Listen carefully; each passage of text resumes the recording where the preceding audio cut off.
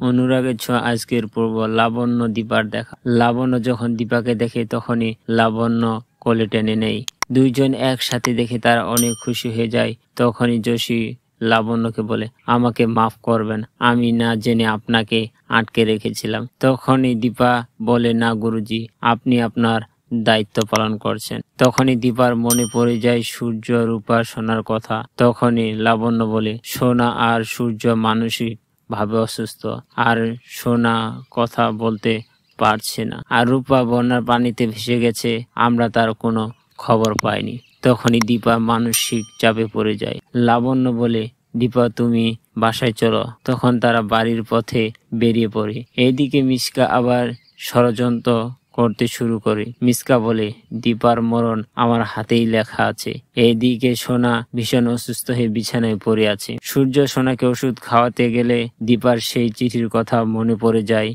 আর সেই দিকে মিশকা লাবণ্য আর দীপাকে মারার জন্য কিছু মাস্তান ভাড়া করে। তখনই লাবণ্য ড্রাইভারকে বলে, আপনি এত জোরে কেন গাড়ি চালাচ্ছেন?